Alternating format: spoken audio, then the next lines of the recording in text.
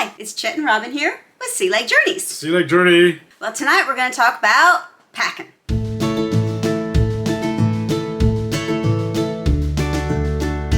Packing. And you know what a girl needs for packing? What does a girl need for packing? A packing list. A packing list. She does need a packing list. That's true. Just happen to have one right here. So this is our video on packing for a short cruise, because packing for a long cruise is a little different. Takes a lot longer. Well, no, because packing for a long cruise, we take formals, suits, and right. that kind of thing, gowns. So watch for our video in probably April that we're going to do on packing for a long cruise with suits and gowns. But tonight we're talking about a short cruise. So this is for our 4-day cruise? 3-night cruise. Our 3-night cruise that we're taking on... Independence of the Seas. Independence of the Seas. I never remember the ships or how many days we're going. I just want to go. I don't really care. He knows all that. So the first step is what I like to call the pre-stage. So the pre-stage is the first thing you need to do is make a list. And I don't mean just any list. For example, my list for the 3-night cruise that we're going on has day 1, I need travel clothes, and I need dinner clothes for when we get on the ship. Because we're going to the steakhouse on the first night. Yes, so we need appropriate clothes for dinner. And then the second day, we're at Coco Cay. So my list for that day is swimwear and dry clothes. And then once again, I need dinner wear. And then our third day is in Nassau. So I need walking around clothes and dinner wear. I'm not going to swim that day, so I don't need a swimsuit. And then the 4th day is a day to come home, and that's travel clothes. So you need to make your list based on the port and the day and what you're doing for that day. If you're staying on the ship for the day, of course, you're only going to need some day wear and evening wear. That's it. So after you make your list, then the next thing you need to do is you need to lay your items out based on your list. Then the part that Chet loves. Yeah, the part I love. The fashion show. Oh yeah, it's great. So you try everything on. Make sure that it fits. Make sure that the zippers are working and the buttons are still there. All of that. For us, we have cruise clothes that only get worn when we're on a cruise. So like that American flag bikini you got. Haven't wore that American flag bikini in years, but for some reason he thinks I still can at my age, and that's not happening. It's going. So lay everything out and try it on. Now this is where you're going to edit what you laid out, because you may have thought you wanted to wear that pink sundress, and now you've tried that pink sundress on, and it's not going to fly. So this is where you're going to edit, and then you're going to organize your clothes by the day and the outfit. So your first stack is going to be day 1, everything that you need for day 1, including underwear and socks and everything else. Then my next tip is you're going to iron, okay? His suits, his dress shirts, that kind of thing. Even though we're not going on a formal cruise, we're still taking a shirt to wear to dinner. I used to get on a Carnival cruise, and I would beat the band to get down to the ironing room, and I would have to iron his dress shirts every night. And then I thought, okay, I'm going to get better at this. I'm going to iron the first day. So I went down there and I'd iron all of his shirts the first day. Well, I realized that was a lot more work than I wanted to do on vacation. And this cruise ship does not have a place to do your ironing. Oh, really? They don't? Nope, there's no laundry room. Okay. So not all cruise ships have a laundry room. Yes, so I found a better way to do that. What I do is I iron his shirts with heavy starch, or I take them to the dry cleaners and have them press them with heavy starch. And if you're going to do it at home, then you're going to hang the shirt up to cool before you pack it. Because if you pack the shirt warm, it's going to hold every wrinkle and every crease that you put in it. There is 2 ways of packing, rolling and folding. Well, how do you know when to roll and when to fold? I don't, because you know what a guy needs? What's a guy need? A guy needs a girl who knows how to pack. And I got one. So the rule of thumb for rolling, okay, is if it's a heavy fabric, jeans, wool, knit, anything like that, the heavy fabric, you can roll it. But lightweight fabrics such as cotton and linen, they're going to wrinkle really bad no matter what you do, whether you fold or whether you roll. So why not just fold them so that you minimize the rolling?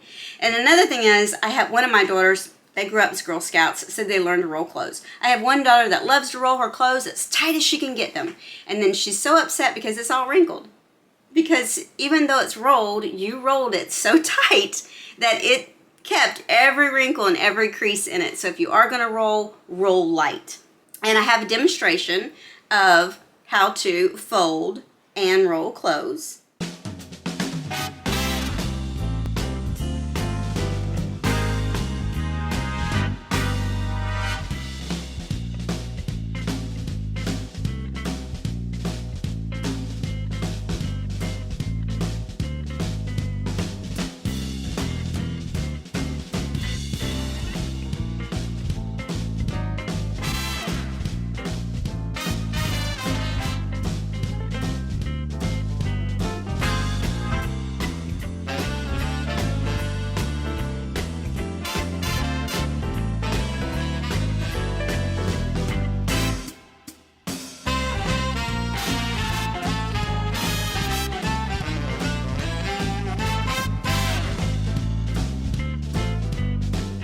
Now that we're ready to pack, there's a certain way to pack your suitcase. You want to pack your suitcase with either your shoes and bulky items at the bottom of your suitcase so that when they stand it up, those heavy items are at the bottom, or you want to save them for the top. I do both. It depends on what I'm taking. His dress shoes, because he wears a big shoe, always goes in the bottom of the suitcase. Other things such as the water pick, heavy items like that, they all go in the bottom. And then you want to start packing your suitcase based on the last day of the trip up to the top day of the trip. So the first thing in the suitcase is going to be what you're going to wear home on the day you come home. And then in our case, we're going to have day 4, which is the travel clothes, on the bottom, and then day 3, which is Nassau, and then day 2, which is Coco Cay, and day 1, which is the dinner wear for the first night. So you're going to pack the suitcase in layers. That way, if things have to stay in the suitcase, you're taking it out in the order that you packed it, the way that you want to wear it. Now, when you pack the clothes, you need to pack the whole outfit together. So let's just say, for example, the day wear that I'm going to wear to Coco Cay. I'm going to have my bathing suit, my dry shirt, my dry pants, my dry underwear, bra, and socks. And I'm going to pack those items together. Now, if you're going to roll items, you can roll socks, underwear inside the whole thing. Like I typically don't roll pants and shirts together. I'll roll pants, and then I'll have the shirt, and I'll lay the bra and the underwear on the shirt, and then I'll roll it. If they're sports bras. If they're bras that have formed cups, I pack them a totally different way, and I'll show you that on the 7-day or more packing that we're going to do later. Because as you're packing those clothes, you want them to be as flat layers as you can make. The flatter the layer, the better it's going to be to keep all of your items organized. Don't overpack your suitcase either, because overpacking it is only going to cause it to have issues with the seams and stuff. You'll need to pack a laundry bag. I have an expandable laundry bag that I got at Walmart, and it works great. So as we're on the ship, I put the laundry bag in the bottom of the closet. Dirty clothes go in the laundry bag.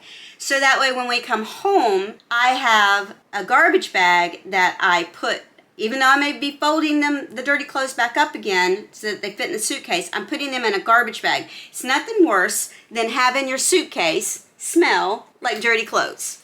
And let me tell you, if you're doing something that's strenuous, you can have some pretty dirty clothes in the suitcase. Like I say, some ships do not have a laundromat. Right. So you can't. And then my next tip is when you're packing things, lotions or anything liquid, put them in a Ziploc baggie. Oh, yeah. Because we've had simple things like mouthwash leak. It didn't break open. It's simply the pressure in the airplane was too much, and it just caused a small crack in the lid and leaked out mouthwash all over everything. So put it in a Ziploc baggie. And glitter and sequin fabrics. What I typically do with glittery fabrics is, it's nothing worse than my glitter being on his suit. It looks all sparkly. So I'll go through this in our longer video as well. I'll lay gowns that have sequins and glitter, and I will put a dry cleaner bag between that item and other items. Or I will, some gowns I actually take them and pack them in the dry cleaner bag itself. So that's another tip to keep glitter off of other fabrics. And then my very last tip is Downy wrinkle-free spray. Baby, that stuff works. Use that for everything. When we get on the ship and I start unpacking, I unpack day one. As soon as we're in our room and we have suitcases, I want to unpack now because I don't want to spend the rest of my vacation trying to figure out where everything is. He calls it, he takes a nap and I putter. That's what he says. I putter around the room. Now, I watch the stuff that's important. I find out what's going on the ship. And then I take a nap.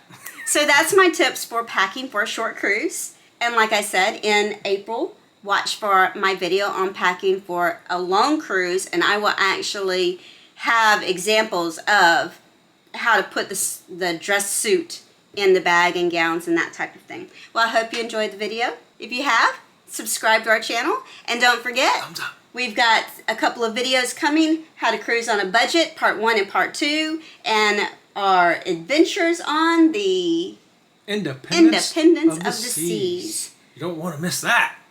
Y'all have a good night. Bye. Bye.